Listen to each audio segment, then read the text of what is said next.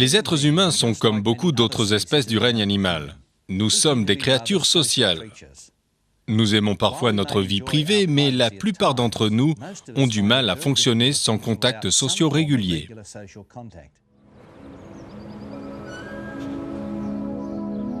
Dans les prisons, la mise au secret était réservée aux prisonniers qui ne se prêtaient pas à une forme de discipline plus conventionnelle. Priver quelqu'un de tout contact avec les autres est considéré comme une forme extrême de punition. Chez les forçats déportés en Australie, il n'était pas rare que ceux qui étaient mis au secret trop longtemps perdent la raison.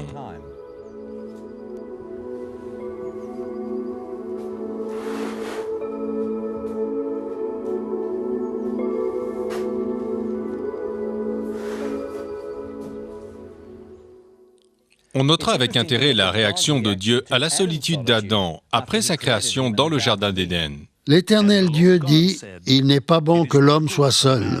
Je lui ferai une aide qui lui sera assortie. » Les humains ont besoin de la compagnie de ceux avec qui ils se sentent à l'aise. Et il paraît que le besoin d'appartenir soit essentiel à la nature humaine.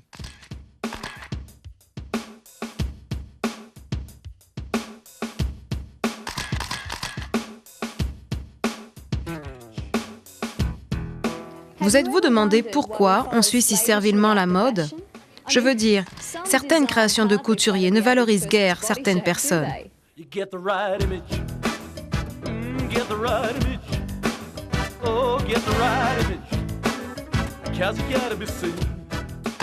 Et pourtant, si vous examinez les grands succès internationaux, vous verrez que l'industrie de la mode mise beaucoup sur l'instinct grégaire des gens.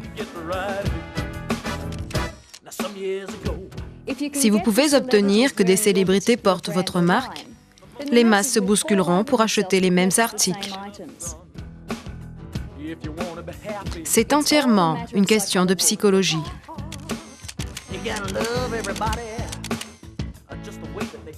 Le comportement humain n'a pas vraiment changé depuis le commencement.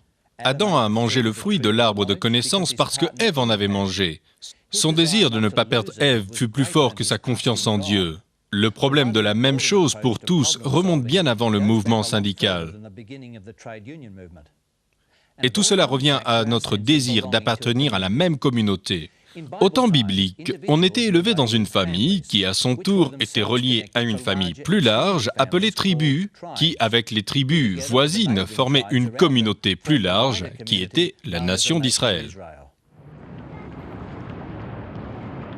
Aujourd'hui, la vaste majorité des humains vivent dans des villes faites de petites familles, de voisins, d'associations sportives, professionnelles ou culturelles, de régions et de banlieues. Les membres d'une même famille peuvent souvent se trouver éparpillés sur plusieurs banlieues et régions, car les communications modernes n'obligent plus les familles à vivre porte à porte. Et même, la séparation leur permet peut-être de rester en bons termes.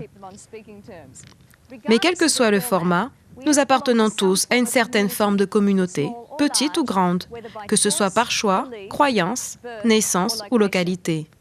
En Éden, Dieu créa une communauté parfaite.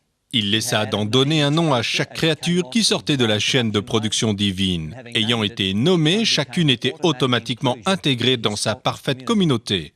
Ève, bien sûr, était la cerise sur le gâteau. Mais comme dans bien des ménages terrestres, la lune de miel finit un peu trop vite. Quand Ève se laissa prendre par la ruse du serpent et quand Adam et Ève eurent mangé le fruit défendu, ils prirent conscience de bien plus de choses que le fait qu'ils étaient nus. Pour la première fois, ils étaient étrangers dans leur propre communauté, car c'est le résultat du péché. Ils brisent les liens des communautés. Alors ils entendirent la voix de l'Éternel qui parcourait le jardin avec la brise du soir. L'homme et la femme allèrent se cacher devant l'Éternel parmi les arbres du jardin. Adam et Ève furent expulsés du jardin, de la même façon que Satan fut chassé du ciel. À la suite d'un seul mauvais choix, ils échangèrent leur rôle de propriétaires pour une vie apparemment sans fin de serviteurs. Mais Dieu ne s'est pas tout simplement retiré de la communauté qu'il avait créée. Il avait son plan. Un plan qui allait un jour restaurer la communauté à sa gloire première. Entre-temps, il laissa les humains se multiplier et former leur propre sous-communauté.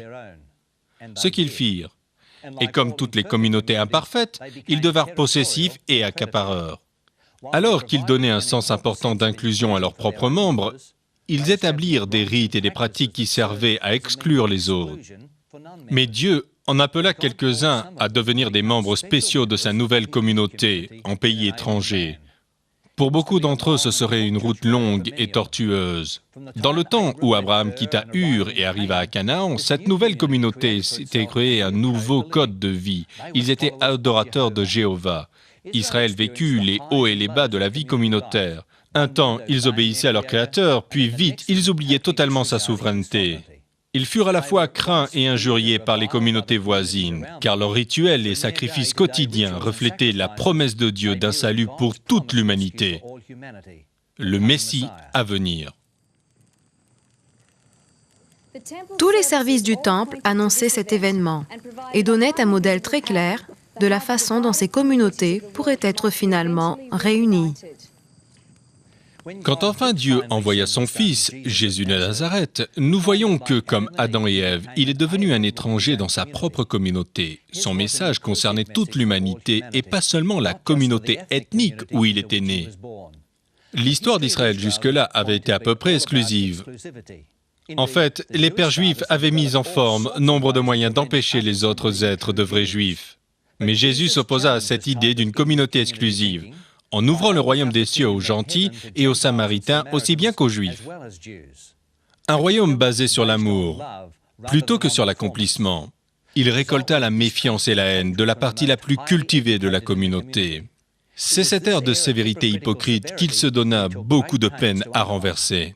Malheur à vous, scribes et pharisiens hypocrites, parce que vous fermez aux hommes le royaume des cieux, vous n'y entrez pas vous-même et vous ne laissez pas entrer ceux qui le voudraient.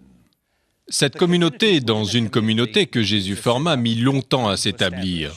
En fait, ce n'est que vers la fin de sa mission que ses disciples commencèrent à comprendre. Mais quand ils eurent compris le sens des événements de sa vie, de sa mort et de sa résurrection, on ne put plus les retenir. Au contraire des prêtres, les disciples avancèrent hardiment, comme leur maître bien-aimé le leur avait appris. Allez, faites de toutes les nations des disciples. Baptisez-les au nom du Père, du Fils et du Saint-Esprit, et enseignez-leur à garder tout ce que je vous ai prescrit. Mais Jésus leur avait promis quelque chose de plus, qu'il leur enverrait un consolateur, qui leur donnerait le pouvoir de restaurer dans leur vie un sens de communauté et de détermination. La Pentecôte changea ces hommes et ces femmes. Ça se voit par la rapidité avec laquelle le christianisme se répandit pendant les 2 premiers siècles. Malgré les persécutions et la mort, les premiers chrétiens attirèrent des croyants à une vitesse phénoménale. Mais qu'était-il arrivé à ces gens? Dans bien des cas, ils choisirent de suivre Jésus contre l'avis de leurs proches et de leurs collègues. Le Nouveau Testament raconte l'essor de l'Église. Les nouveaux croyants et les disciples avaient besoin d'une organisation pour les soutenir, surtout quand ils avaient perdu celle où ils étaient en devenant chrétiens. Ce nouveau réseau devint l'Église dans des diverses branches éparpillées parmi les communautés d'Asie mineure. Paul écrivit à beaucoup d'entre elles, bien que chacune soit confrontée à des problèmes différents, néanmoins ces lettres aidèrent à encourager et à réconforter ces nouvelles communautés de fidèles. Les experts disent qu'il y a aujourd'hui plus de 6000 branches de l'Église chrétienne. Certains trouvent ceci déroutant et contradictoire. Une branche est-elle aussi bonne qu'une autre? Jésus s'attendait-il à ce que l'Église soit si divisée? Et à quelle Église irait-il s'il revenait pour une courte visite?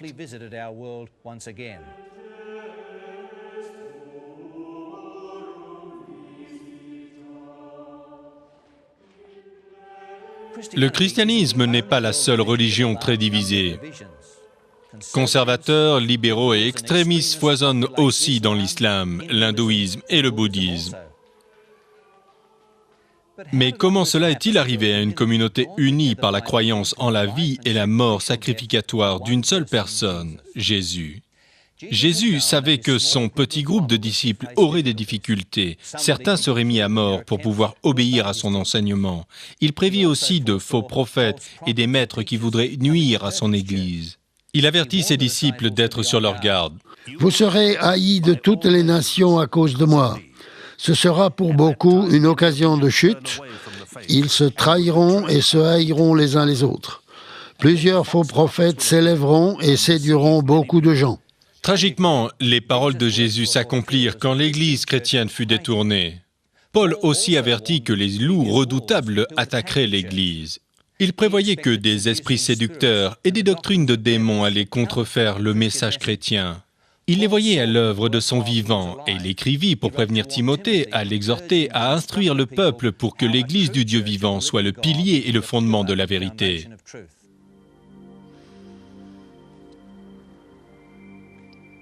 La restauration de la vérité ne se produisit pas du jour au lendemain. Nous savons que le changement peut être rapide quand le peuple est prêt, mais un changement rapide peut causer l'insécurité et les gens préfèrent s'accrocher aux choses familières. Parfois, il y a tant de changements que le peuple ne peut plus le supporter. C'est trop pénible. L'abandon des commandements de Dieu et de la foi de Jésus prit plus de 300 ans. Puis l'Europe s'installa dans ce que les historiens ont appelé l'âge des ténèbres. C'est la période où des doctrines que Jésus et les apôtres n'avaient jamais enseignées furent introduites dans l'Église. Il y a eu plusieurs facteurs pour lesquels les doctrines ont changé plutôt rapidement. L'une fut qu'il n'y avait pas de séminaire central et que chaque région produisait ses propres pasteurs. La possession de la Bible devient dangereuse, car on pense la Bible est si sacrée que si on la laisse entre toutes les mains, elle sera mal interprétée et les gens seront perdus. Il vaut mieux la garder entre les mains des prêtres. La plupart des religions païennes autour d'eux avaient une déesse. Eh bien, on a Marie, et bien entendu d'autres saints. Mais le peuple insista pour avoir sa déesse. Et cette insistance du peuple semble forcer la doctrine, et du coup une doctrine de Marie se développe, pour ainsi dire, sans être avancée par les théologiens, mais par le peuple qui veut quelqu'un. Et les théologiens s'y mettent et leur arrangent ça. Heureusement, l'histoire ne finit pas en apostasie. Voyez ce que Pierre dit dans le livre des Actes. Et qu'il envoie celui qui vous a été destiné, le Christ Jésus. C'est lui que le ciel doit recevoir jusqu'au temps du rétablissement de tout ce dont Dieu a parlé par la bouche de ses saints prophètes d'autrefois. Pierre dit que le Christ ne peut pas revenir jusqu'au temps du rétablissement de toutes choses, une référence à l'ultime restauration d'une nouvelle terre quand Jésus reviendra. Mais ça ne peut pas se produire avant que les grandes vérités soient restaurées. Des vérités qui ont été oubliées et enterrées sous les traditions humaines et les enseignements de l'Église. Cette prophétie commença à s'accomplir au XIIIe et XIVe siècle. Des hommes comme Hus et Jérôme en Europe centrale commencèrent à étudier la Bible. Ils étaient prêtres et avaient été élevés dans la tradition catholique. Mais ils étaient honnêtes et sincères et ils voulaient un renouveau religieux. Jean Hus devint chapelain de la reine Sophie et recteur de l'université de Prague. Sa devise était d'obéir à Dieu, et il devint un défenseur des études religieuses et de la liberté humaine. Il critiqua sans peur les traditions de l'Église catholique, jusqu'à ce que finalement, en 1415, il fut brûlé sur le bûcher. Peu à peu, la vérité était restaurée, les traditions humaines démasquées et les vérités bibliques rétablies. Un professeur de l'université d'Oxford se révéla comme un meneur. Il s'appelait John Wycliffe. Il commença à prêcher contre cette corruption dans l'Église. Et, bien entendu, on n'apprécia pas ce qu'il avait à dire. Et 80 ans après sa mort, l'Église fit déterrer ses os, les brûla et éparpilla les cendres dans la rivière pour montrer son mépris d'une personne qui osait critiquer la Sainte Église de Dieu. Et Luther arrive. Ce qu'il a à dire, c'est, en gros, de protester contre la vente des indulgences. En pratique, ces documents déclarent que si vous commettez un péché, vous serez pardonné si vous payez. Aussitôt que l'argent teinte dans ma boîte, votre âme monte au ciel. Comment pourriez-vous laisser votre pauvre grand-mère en purgatoire? Vous payez et voilà, elle sort. Il y avait ici beaucoup de choses en jeu. La cathédrale Saint-Pierre était en construction à Rome. C'était la plus magnifique construction que le monde avait vue jusque-là. et terriblement coûteuse. Les papes et les cardinaux avaient mis au point un plan pour envoyer des représentants dans le reste de l'Europe, porter des bénéfices que seule l'Église, croyait-on, pouvait conférer. Autrement dit, le plan des indulgences. Ainsi, un homme du nom de Tetzel, un frère qui parlait allemand, fut envoyé en Allemagne avec l'idée de distribuer des indulgences en fonction de la foi des gens et de leurs dons. L'argent irait ainsi à la construction de Saint-Pierre. Les princes allemands furent mécontents de voir tout cet argent s'écouler hors de leur pays pour un projet grandiose qui, à leur avis, était destiné à des gens que, de toute façon, ils n'appréciaient pas.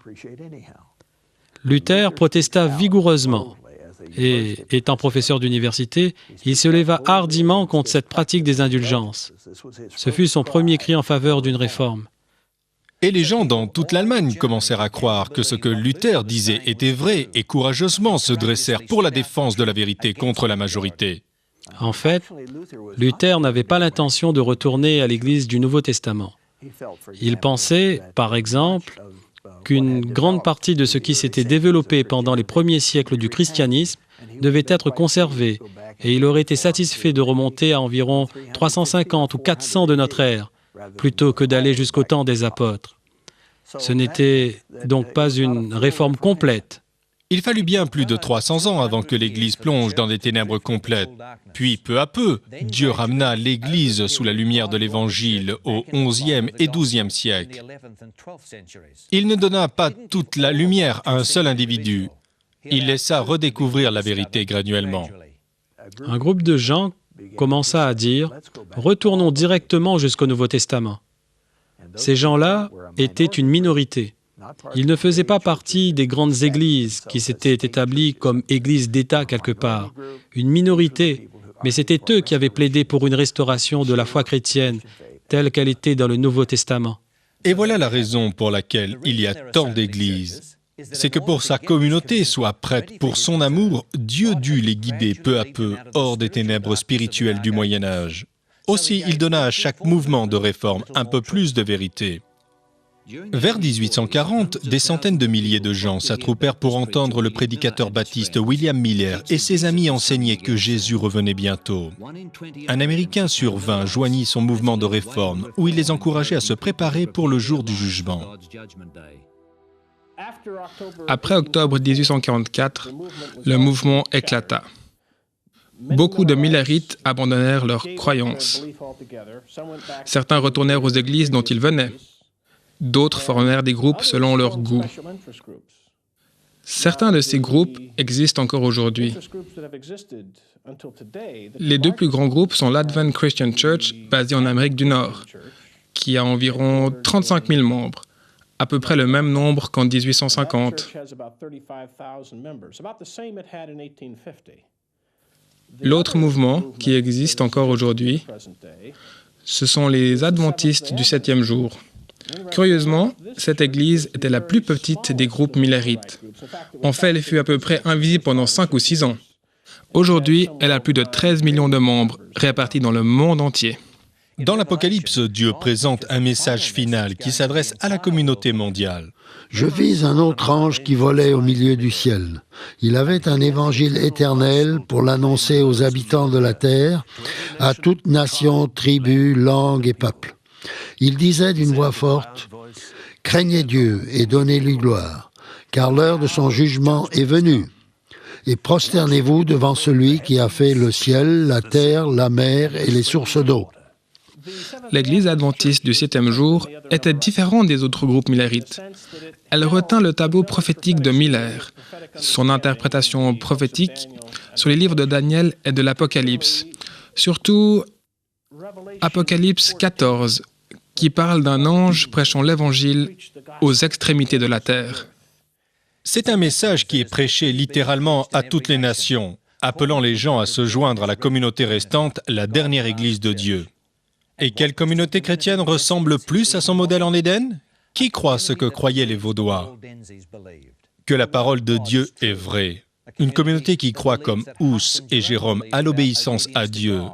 Une communauté qui croit ce que Luther enseignait, que Jésus est notre seul sauveur. Une communauté qui accepte le baptême par immersion des baptistes, qui accepte l'enseignement des méthodistes, que nous devons vivre des vies saintes et nous distinguer du monde, qui suit de bons principes de santé, qui attend le retour de Jésus et qui observe tous les commandements de Dieu, y compris le sabbat du 7e jour. Les presbytériens m'ont appris que les Écritures sont importantes et je respectais les Écritures. Et j'imagine que c'est finalement ce qui m'a amené à devenir un adventiste du 7e jour, parce que je comparais ce que les adventistes enseignaient et ce que disait la Bible, ça paraissait s'aligner plutôt bien. Oui, quand j'ai joint à l'église adventiste, j'ai enfin senti que je pouvais être pardonné pour la vie que j'avais menée jusque-là, et aussi que ses membres semblaient engagés envers leurs croyances et leurs principes et les vivaient, ou essayaient de les vivre dans leur vie quotidienne. Il y a aussi un sens communautaire magnifique et je sens que c'est là ma place, pour la première fois de ma vie. Dans la vie, il y a des moments du destin où ce que nous décidons va nous affecter pour le reste de nos jours. Ceci pourrait bien être un tel moment dans votre vie. Vous êtes peut-être un fidèle membre d'une autre dénomination et n'avoir jamais perçu les choses que nous avons étudiées dans cette série, ou vous n'avez peut-être jamais eu de contact avec des chrétiens. Mais avec ces vidéos, vous comprenez maintenant que Jésus revient bientôt et que nous vivons la fin de l'histoire humaine. Jésus vous invite encore à prendre votre place dans sa communauté. Il veut que vous profitez de la paix, du soutien et du sentiment d'avoir trouvé votre place qui viennent quand on se joint à une telle communauté de chrétiens. Il n'y a plus besoin d'être tenu à l'écart par le péché, mais Dieu ne force jamais personne. La décision finale reste la vôtre. Ne la remettez pas. Il y a tellement à gagner à devenir membre de la communauté de Dieu, dans cette vie et pour l'éternité.